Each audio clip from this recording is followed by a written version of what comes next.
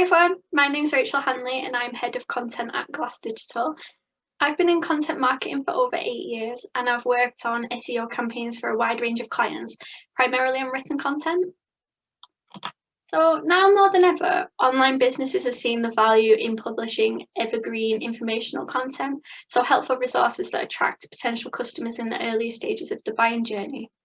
But one thing that's often overlooked is reviewing and refreshing this content.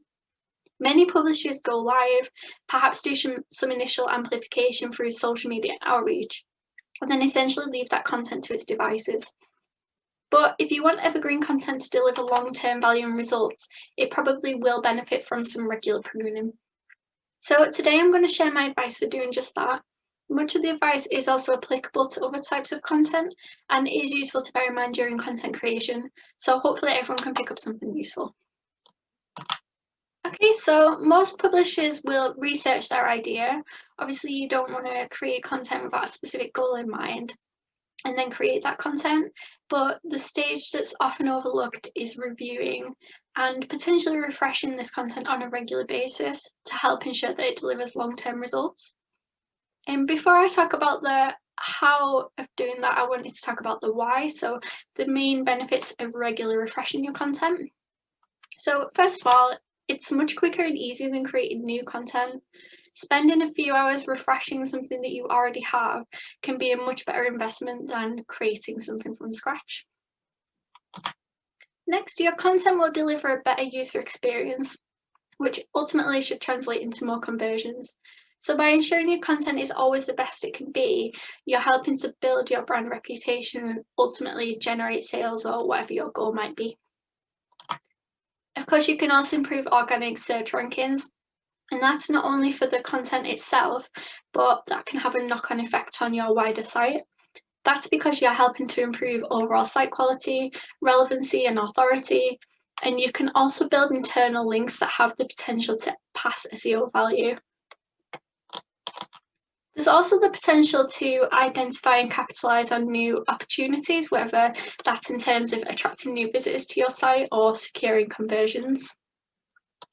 And last but not least, refreshing content is one of the key strategies to avoiding keyword cannibalisation, which is also known as internal keyword competition.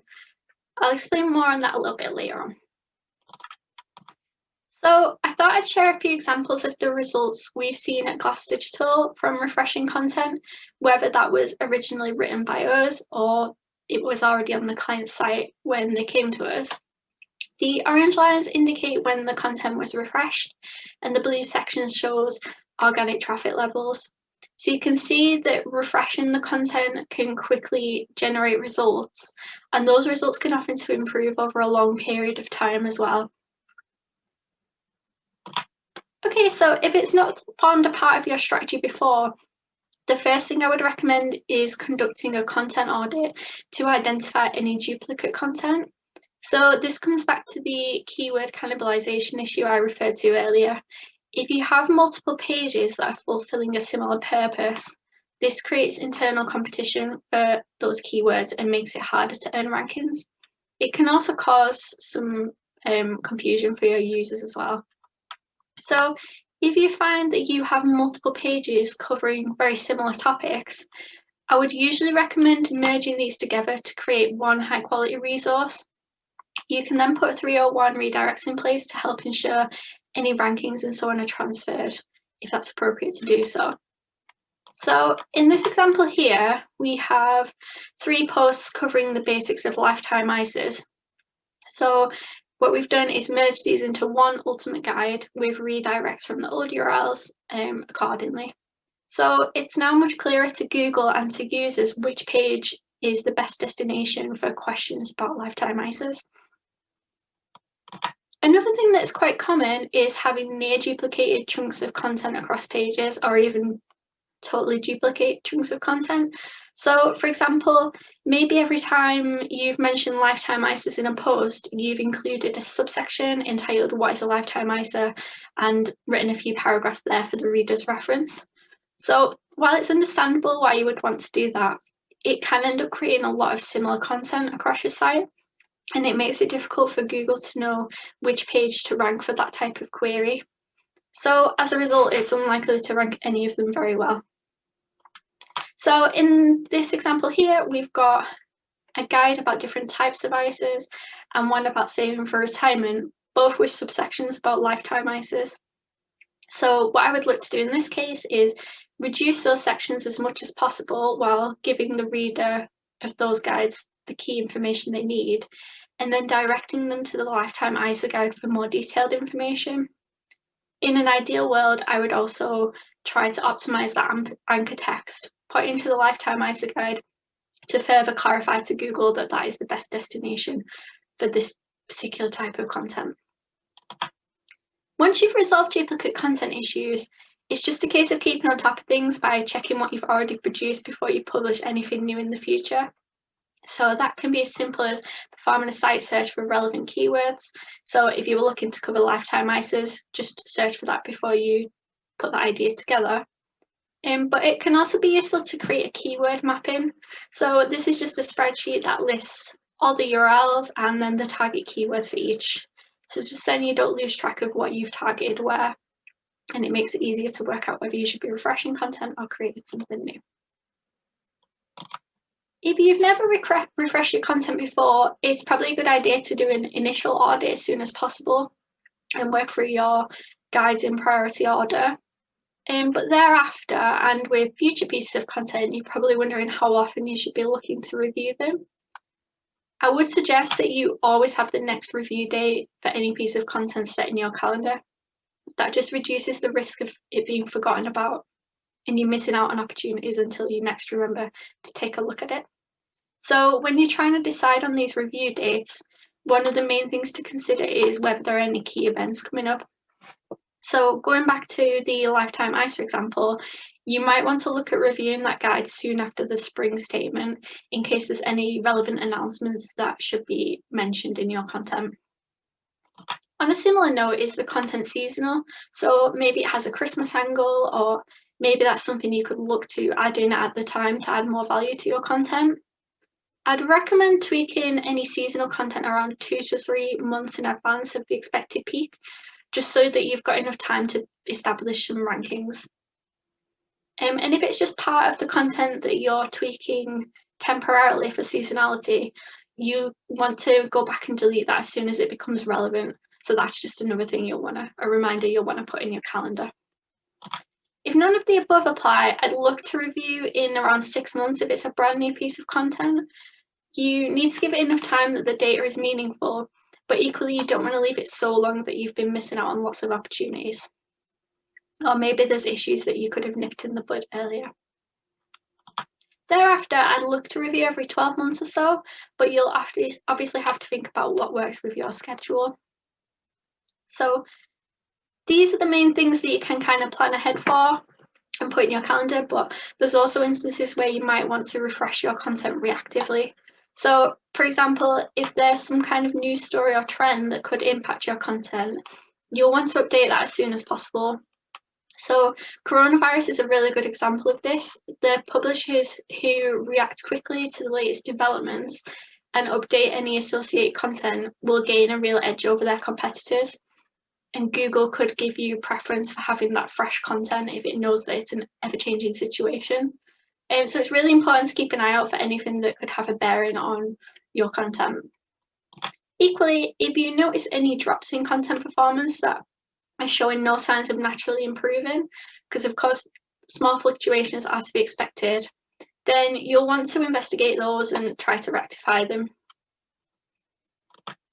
Okay, so when you come to review a specific piece of content with the aim of improving its quality and therefore improving its performance, these are just the main things I would recommend looking out for.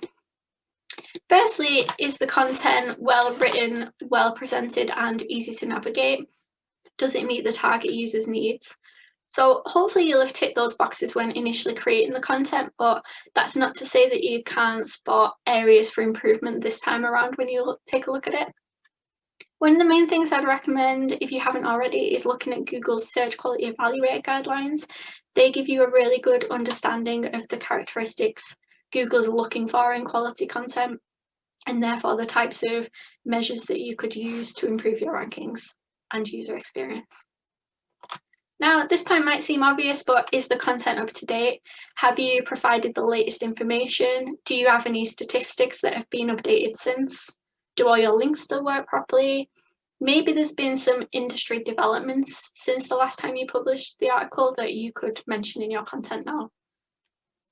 And then on a similar note, as I mentioned earlier, weaving in current news and trends, even if it's just in your introduction, can really help to boost those quality signals and improve user engagement as well. And then as soon as those elements become outdated, you can just remove them from your content. So as I mentioned earlier, coronavirus is a good example of something that could be worth talking about in your evergreen guides temporarily, because it has had such an effect on such a wide range of topics. Next, are there any unanswered questions? So you want to give the user everything they might reasonably expect when clicking through. If you have received any feedback from your readers so far, that will prove really valuable.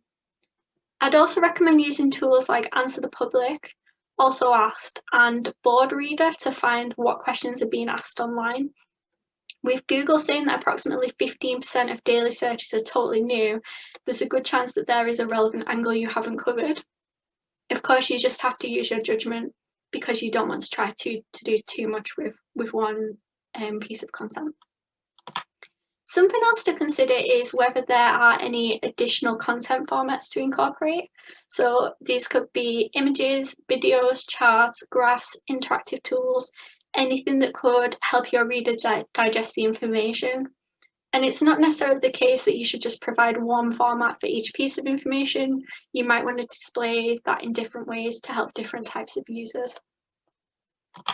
And last but not least, can you add any internal links to or from the content? So perhaps in the time since you published this piece, you've launched new products or guides that would make sense to link to. Equally, are you pointing readers to the resource from other locations wherever it's natural to do so? By building a network of natural internal links, ideally using descriptive anchor text wherever it's natural, that's really valuable for SEO, but it will also help your users to find different pages that they're either looking for or they didn't realize they were interested in, and then ultimately convert. Okay, so as well as using your own judgment, you'll want to see what your content KPIs are telling you. For this, I'd recommend using a mix of Google Search Console, Google Analytics, and SEMrush or a similar rank tracking tool. It will be really helpful if all your evergreen content is hosted on a subdirectory. So for example, /guides.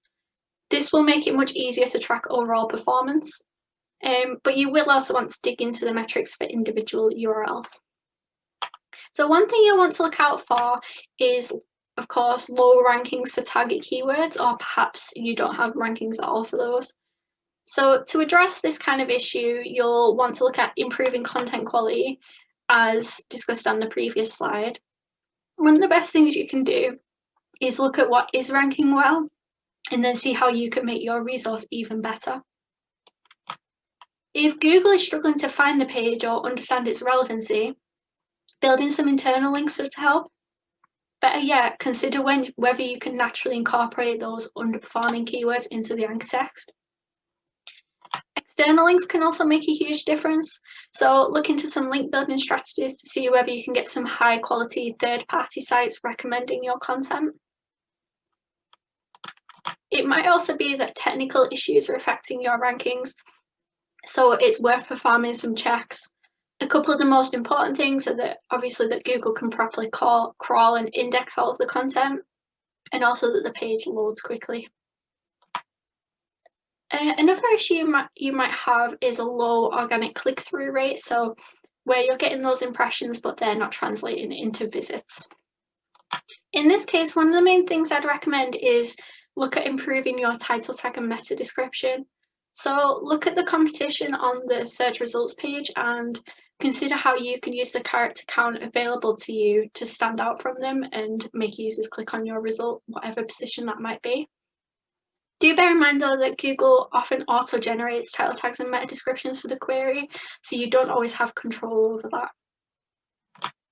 Another thing worth looking into is the SERP landscape. So what do the search results pages you're targeting actually look like?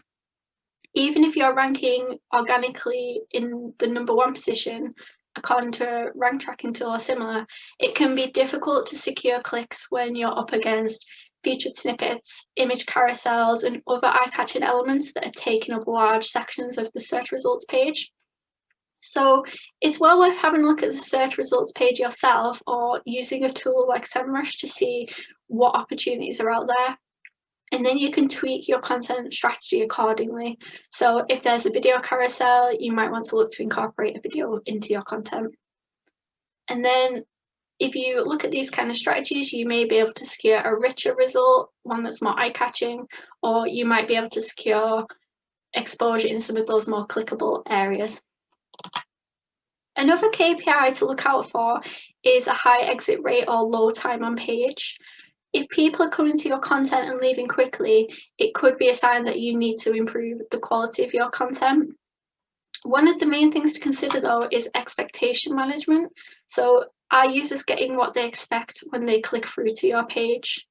Maybe your title tag and meta description aren't descriptive enough, or the internal links you've built to the page and setting users up for what they're expecting to find.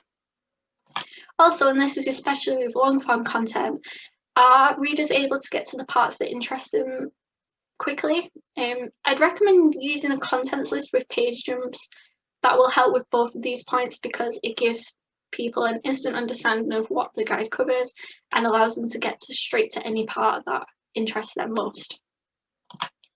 It could also be that the first impression of the page design-wise is putting them off. So if your visitors are greeted with a wall of text, hard to read fonts, unattractive images, anything like that, they might be clicking through and then just deciding to leave straight away and go somewhere else. So consider whether you can improve the overall look of the content, especially in terms of first impressions. On the other hand, a high exit rate or low dwell time could suggest that visitors are quickly finding what they need and then leaving. In this case, you'll want to look at strategies to keep them on your site. So bear in mind that especially with long form content, users will rarely read a piece from start to finish. So rather than putting all your calls to action at the end of the article, go through each section and consider what the user might want to do next at that particular stage. You can then incorporate calls to action accordingly. So, for example, if they might want to read answers to follow-up questions, you could add extra sections that answer those questions and prompt the reader to continue reading the article. Whereas if somebody at that stage might be ready to shop for products, include a link that directs them to the relevant product category page. Okay, finally, I just wanted to briefly touch upon some other strategies for boosting traffic to your content. So one of my top recommendations for anyone producing evergreen content is to set up a content hub.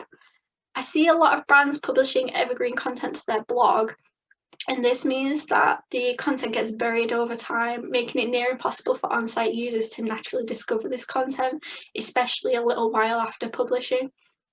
So if you instead create a guide's landing page that links out to all of your evergreen resources, and all of these links are organized logically and presented well, and then you make sure to link to this hub page from your main navigation as well as contextually wherever it makes sense to do so, then it's much more likely that visitors will find and engage with your evergreen content.